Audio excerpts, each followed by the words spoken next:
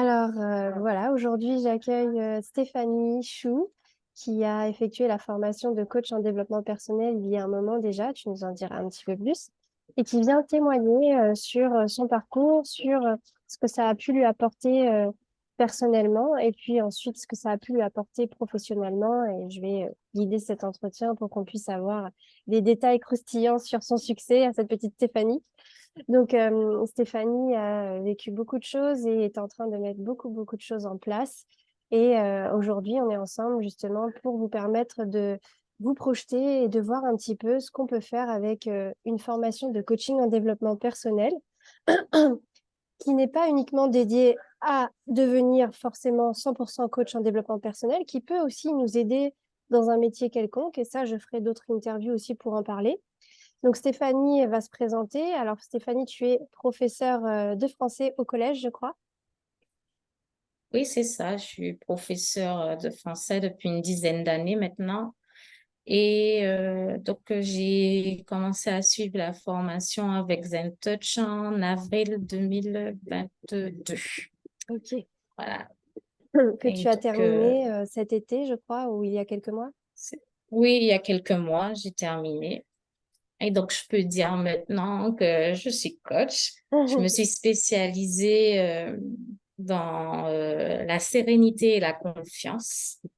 Et je me suis formée également à l'écriture. Je suis facilitatrice en écriture émotionnelle et auteure du livre Sereine et confiante, libérez-vous du stress et de l'anxiété. Génial. Donc, à l'issue de... Vas-y. Vas-y, je te laisse poursuivre. Et puis si j'ai des questions ou autres à ajouter, Oui.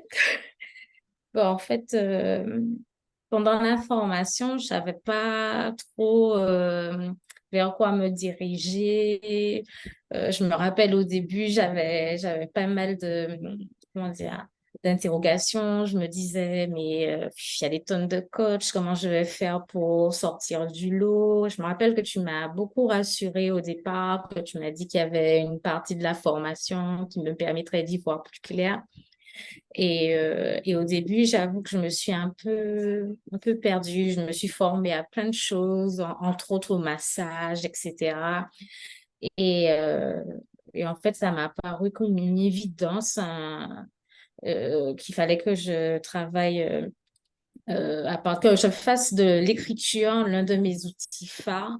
C'est quelque chose qui m'a toujours animée, que j'ai toujours utilisé à des moments difficiles dans ma vie, notamment quand j'ai été hospitalisée pour dépression. L'écriture m'a beaucoup apporté pour comprendre un peu qui je suis, ce dont j'avais besoin. Mm, Et je pense que c'est l'une des choses qui m'a permis de suivre ta formation d'ailleurs. mm, je vois. je vois. Et donc, on disait au début, effectivement, tu es prof de français. Et comment tu gères les deux métiers? Est-ce que tu as l'intention d'effectuer une transition, de complètement d'exploiter ton temps 100% pour le métier de coach, ou est-ce que tu souhaites continuer à faire les deux? Comment ça s'articule justement? Comment on gère ce genre de profil et de situation? Ben, c'est vrai que c'était l'une des interrogations me concernant. Et donc, pour l'instant, j'ai fait une demande de cumul d'activités. Donc, je, je peux exercer en même temps le coaching et continuer à enseigner en ne dépassant pas un certain quota d'heures. Mais je n'ai pas l'intention de continuer ainsi parce que clairement, j'ai envie de développer mon entreprise et je prends beaucoup de plaisir à accompagner mes coachés. Dans mes projets, donc là, je me suis fixé une certaine somme à avoir de côté et je me suis dit, donc je fais tout pour l'avoir et dès que j'aurai cette somme, je demanderai un mi-temps pour pouvoir faire développer plus mon entreprise et ensuite demander une disponibilité et tout plaquer. C'est mon objectif. Je vais pas dire, hein, je vais essayer. Non, non, non, Non, je c'est vais ton tout objectif. plaquer pour me consacrer entièrement au Et coaching. tu t'es C'est fixé une vraiment mon échéance? ambition. Tu t'es fixé une Ah, échéance? j'aurais Dans un an? vraiment aimé que, grand maximum dans 3 ans, j'aurais vraiment aimé ne plus être à l'éducation nationale. Mais donc, quand même, je prépare le terrain. C'est pour ça que c'est vrai que l'une des interrogations concerne l'aspect financier, c'est Mm. indéniable. Donc, pour me rassurer, pour que j'ai un peu des garde-fous, donc je me suis dit que bah, j'ai ouvert un compte pro et je me suis dit que tout ce que j'allais gagner là avec les coachings, les ateliers que j'anime, je les mets sur ce compte et quand je sentirai que je serai OK, Mm. en tout cas, je fais tout pour, Ouais, je demanderai un mi-temps pour pouvoir développer un peu mon petit bébé. super. Voilà. Et justement, ton petit bébé, ça s'articule comment? Tu nous parles d'atelier. Est-ce que tu as créé un programme d'accompagnement? Est-ce que comment ça se passe? Comment ça se matérialise? Parce qu'en fait, on sort de la formation, on a des outils assez généralistes et c'est à vous d'aller trouver votre positionnement, comme on parlait tout à l'heure, ton client idéal, la problématique sur laquelle tu souhaites travailler. Et ça, en fin de compte, toi, dans ton activité, avec le peu de temps que tu as à y dédier, comment ça se manifeste? Qu'est-ce que tu offres à tes clients? Qu'est-ce que tu vends? Donc, bah, du coup, en fait, pendant la partie pratique de la formation, je me suis rendu compte que souvent, c'était les mêmes problématiques. Les personnes que j'accompagnais, souvent avaient les mêmes problématiques et mes séances s'organisaient toujours à peu près de la même façon, même si forcément il y a des spécificités, les personnes ne sont pas les mêmes, mais j'utilisais souvent les mêmes outils, etc. Donc, j'ai créé un programme d'accompagnement euh, autour de 6 séances organisées autour de thématiques précises. Et du coup, cela me fait forcément gagner du temps pour, euh, pour mes coachings, mes accompagnements. Et à côté de ça, j'organise des ateliers d'écriture, donc en présentiel. Et là aussi, j'essaye de faire en distanciel, encore en visio. Et donc, je me suis spécialisée enfin, comment dire, dans la sérénité et la confiance en soi. Donc, ce que je propose, c'est à travers notamment l'écriture et des outils de développement personnel que l'on a vu dans la formation. Je combine les deux, hein. C'est une approche qui me permet de me distinguer des autres. Tu vois, je disais tout à l'heure que je me demandais comment j'allais faire dans la jungle des coachs ben, j'ai réussi à trouver mon truc. Je pense que c'est ma touche. Ce qui me distingue des autres, c'est que je vais allier des outils éprouvés hein, du développement personnel avec l'écriture pour aider mes clientes à travailler sur elles-mêmes, à acquérir des outils concrets pour cultiver leur sérénité et leur confiance en elles, identifier les sources de leur mal-être, exprimer leurs émotions, surmonter leurs peurs, leurs blocages, mieux se connaître afin d'avoir une vie alignée avec leurs valeurs et leurs aspirations. Donc, Et ce ce, qui me fait... Voilà, qu'est-ce que tu voulais me demander? et ce programme, tu le vends combien aujourd'hui? Là, pour l'instant, comme je commence sur les conseils de ma coach, je, je, c'est à 300, hop, je me rappelle même plus ah, désolée.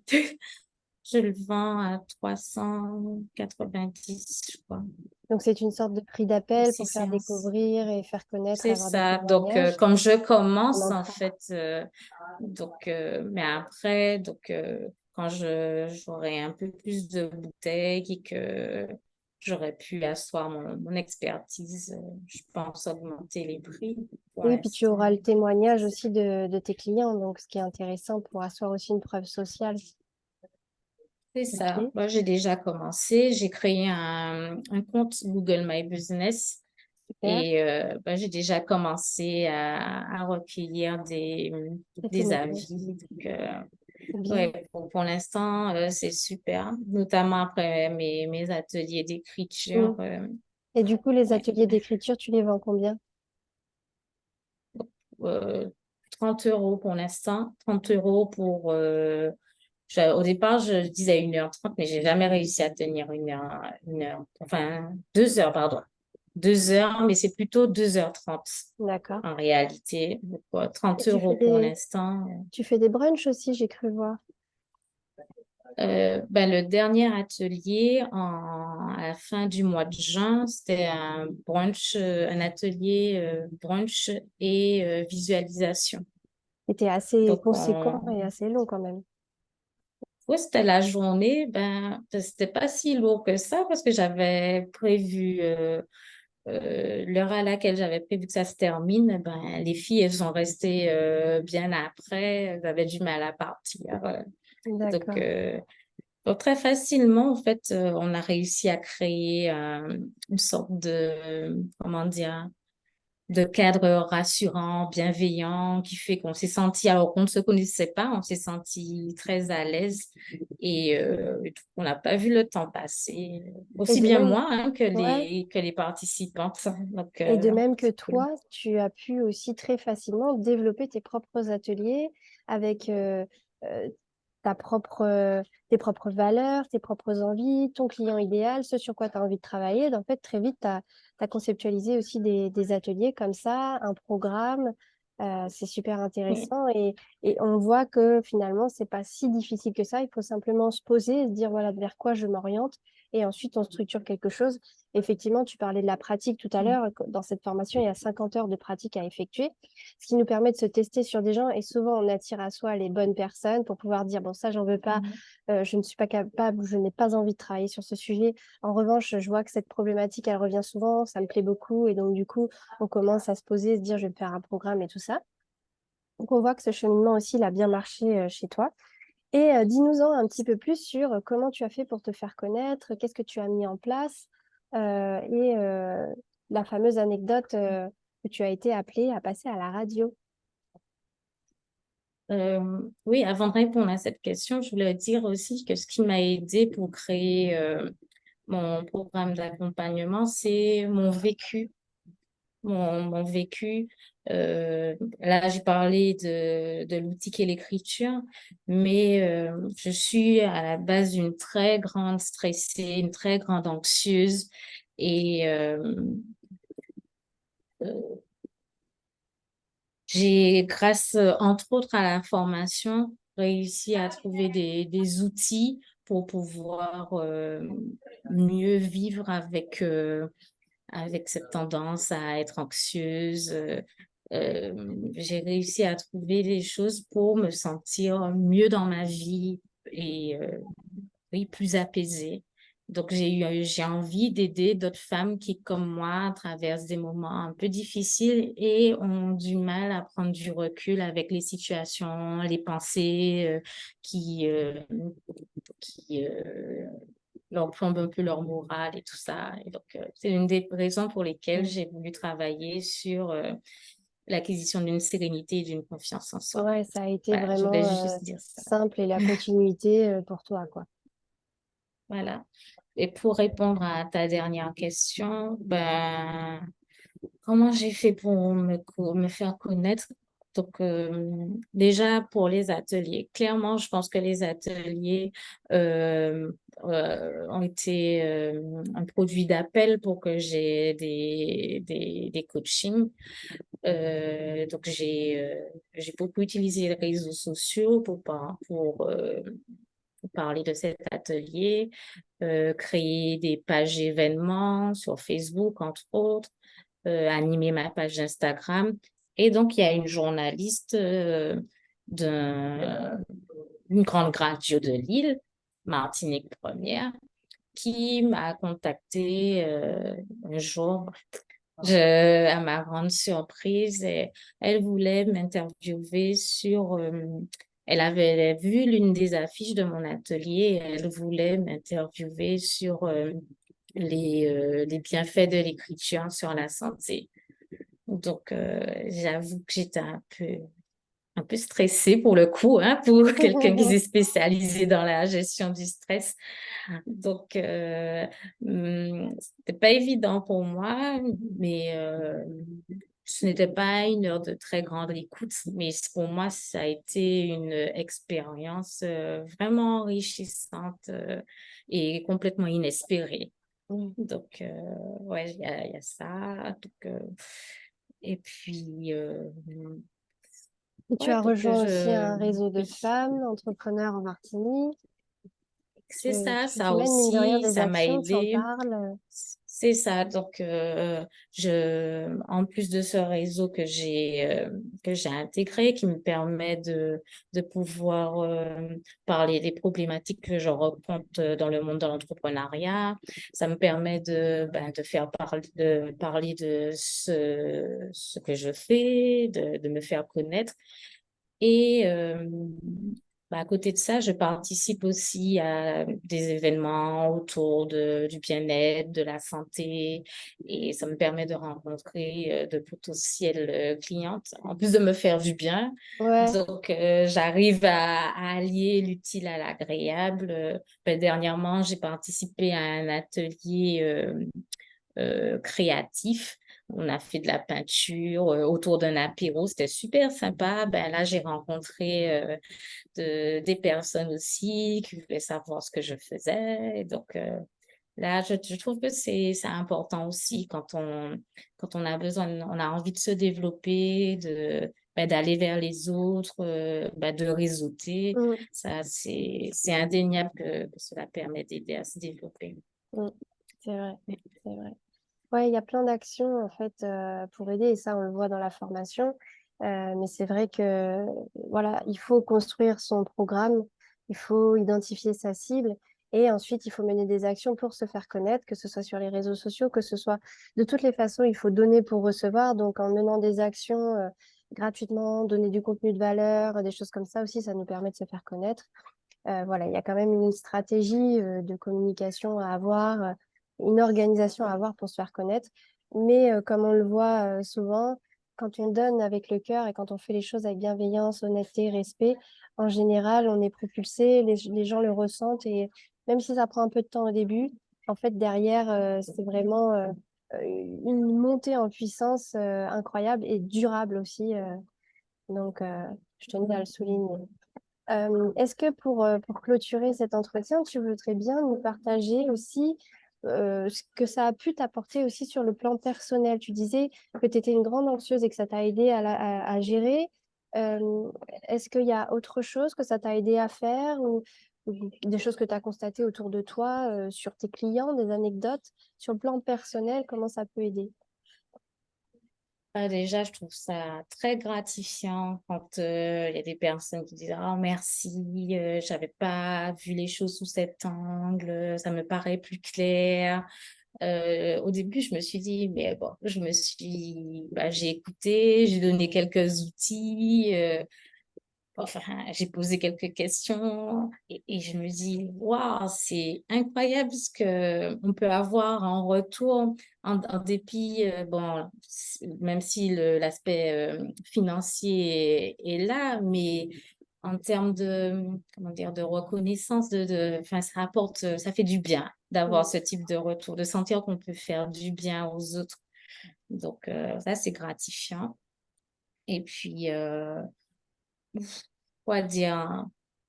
Ben, je sais pas, cette formation, je m'intéressais déjà au développement personnel avant la formation, mais ça m'a permis de concrétiser des aspects théoriques que j'avais lus dans les livres, parce que tout ce qu'on fait dans la formation, tout ce qu'on apprend, on doit le tester sur nous-mêmes.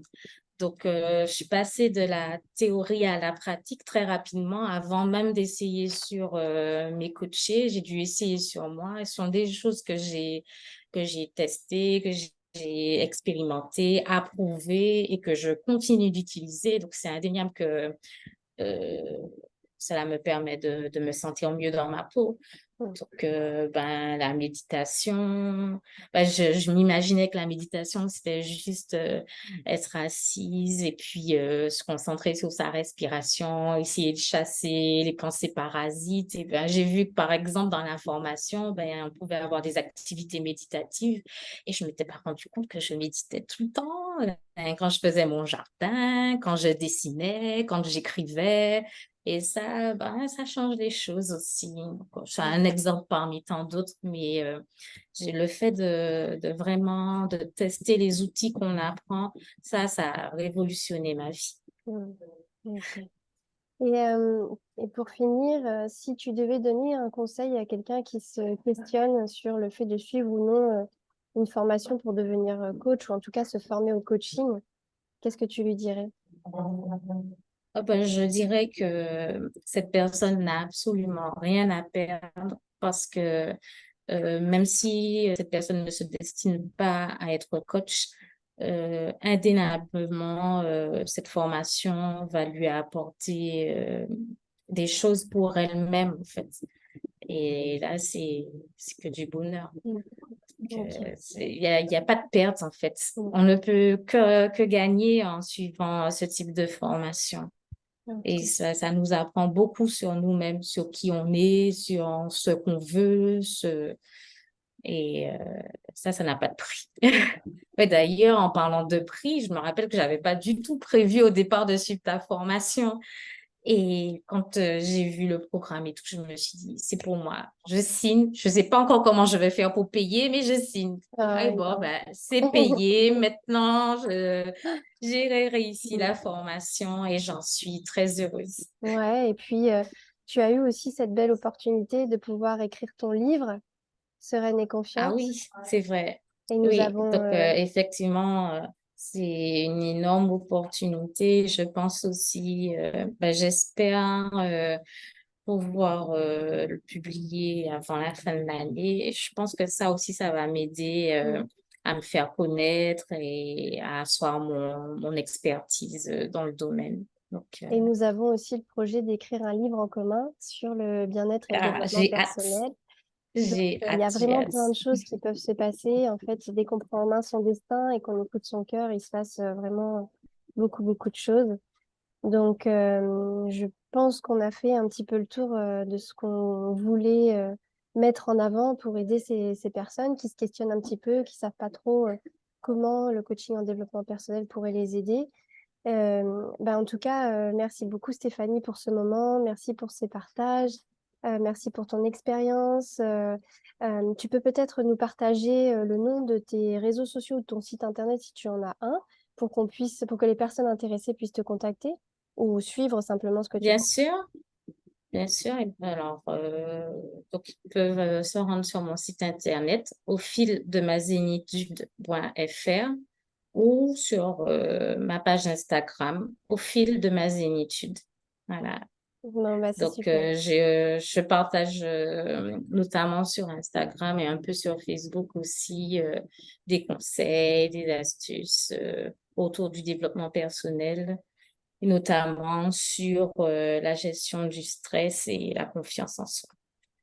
Bon, bah, c'est Voilà. super. Bah, merci beaucoup Stéphanie. On va clôturer cet Merci à toi, entretien-là. Meryl. Merci beaucoup et merci à vous d'avoir écouté.